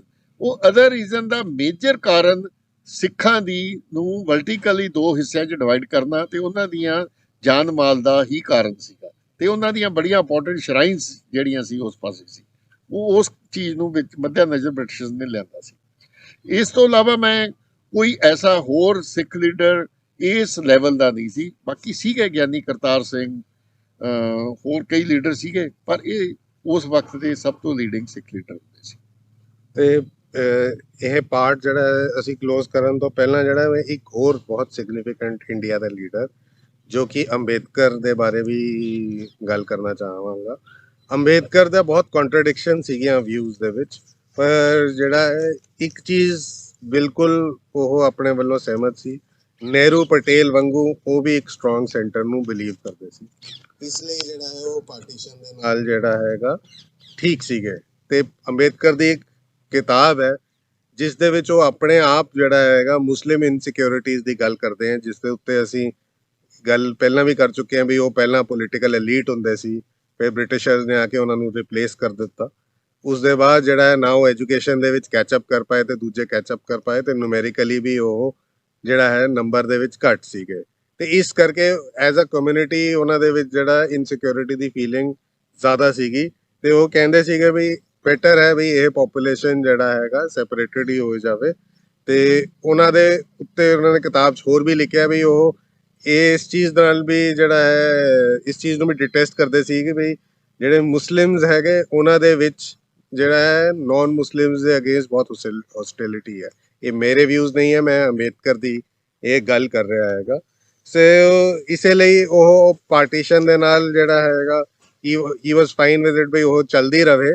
ਉਹਨਾਂ ਦਾ ਜ਼ਿਆਦਾ ਜਿਹੜਾ ਏਜੰਡਾ ਸੀਗਾ ਜਿਸ ਦੇ ਉੱਤੇ ਉਹਨਾਂ ਨੇ ਕਨਸੈਂਟਰੇਟ ਕੀਤਾ, ਉਹ ਪਾਰਟੀਸ਼ਨ ਹੋਣੀ ਚਾਹੀਦੀ ਹੈ ਨਹੀਂ ਹੋਣੀ ਚਾਹੀਦੀ ਹੈ, ਉਸ ਦੀ ਜਗ੍ਹਾ ਤੇ ਉਹਨਾਂ ਦਾ ਸੀ ਵੀ ਜਿੱਥੇ ਜਿੱਥੇ ਪਾਰਟੀਸ਼ਨ ਜੇ ਹੋ ਗਈ ਹੈ, ਜਿਹੜਾ ਪਾਰਟ ਬਚਿਆ ਹੋਇਆ ਹੈ ਉਸ ਦੇ ਵਿੱਚ ਜਿਹੜਾ ਹੈਗਾ ਦਲਿਤ ਕਮਿਊਨਿਟੀ ਨੂੰ ਕੀ ਰਾਈਟਸ ਮਿਲਣਗੇ, ਜਿਸ ਦੇ ਲਈ ਕਿ ਉਹ ਦਲਿਤ ਕਮਿਊਨਿਟੀ ਦੇ ਇੱਕ ਟਰੂ ਲੀਡਰ ਸੀਗੇ, ਉਹਨਾਂ ਦੇ ਕਾਜ਼ ਨੂੰ ਉਹ ਹਮੇਸ਼ਾ ਹਰ ਦਮ ਤੱਕ ਜਿਹੜਾ ਹੈ ਰਿਪਰੈਜ਼ੈਂਟ ਕਰਦੇ ਰਹੇ। ਤੇ ਇਹੀ ਮੈਂ ਜਿਹੜਾ ਇਸ ਦੇ ਨਾਲ ਅਸੀਂ ਸਾਰੀ ਸਿਗਨੀਫਿਕੈਂਟ ਜਿਹੜੀਆਂ ਸ਼ਖਸੀਅਤਾਂ ਹੈਗੀਆਂ ਉਸ ਦੇ ਉੱਤੇ ਅਸੀਂ ਕਵਰ ਕਰ ਲਿਆ ਹੈਗਾ। ਇੱਥੇ ਅਸੀਂ ਜਿਹੜਾ ਹੈ ਪਾਰਟ 1 ਜਿਹੜਾ ਹੈ ਉਸ ਨੂੰ ਕਲੋਜ਼ ਕਰਾਂਗੇ। ਅਗਲੇ ਪਾਰਟ ਜਿਹੜਾ ਕਿ ਇੱਕ ਅੱਡ ਵੀਡੀਓ ਦੇ ਵਿੱਚ ਅਸੀਂ ਅਪਲੋਡ ਕਰਾਂਗੇ ਤੇ ਉਸ ਦਾ ਡਿਸਕ੍ਰਿਪਸ਼ਨ, ਉਸ ਦਾ ਲਿੰਕ ਅਸੀਂ ਡਿਸਕ੍ਰਿਪਸ਼ਨ ਦੇ ਵਿੱਚ ਛੱਡ ਦੇਵਾਂਗੇ ਤਾਂ ਕਿ ਤੁਸੀਂ ਉੱਥੇ ਵੀ ਕੰਟੀਨਿਊ ਕਰ ਸਕੋ। ਉਸ ਦੇ ਵਿੱਚ ਅਸੀਂ ਸਾਰੀ ਗੱਲ ਕਰਾਂਗੇ ਵੀ ਪਾਕਿਸਤਾਨ ਕਿਵੇਂ ਕ੍ਰੀਏਟ ਹੋਇਆ, ਵੀ ਕੀ ਸੈਲੀਐਂਟ ਇਵੈਂਟ ਸੀ, ਰਾਈਟਸ ਦੇ ਵਿੱਚ ਕੀ ਹੋਇਆ, ਤੇ ਉਹ ਸਾਰਾ ਪਾਰਟ ਜਿਹੜਾ ਹੈ ਅਸੀਂ ਸੈਕੰਡ ਪਾਰਟ ਦੇ ਵਿੱਚ ਕਵਰ ਕਰਾਂਗੇ। ਇਸ ਪਾਰਟ ਨੂੰ ਅਸੀਂ ਹੁਣ ਇੱਥੇ ਹੀ ਖਤਮ ਕਰਦੇ ਹਾਂ। ਸਤਿ ਸ੍ਰੀ ਅਕਾਲ, ਖੁਸ਼ ਆਮਦੀਦ ਤੇ ਨਮਸਤੇ।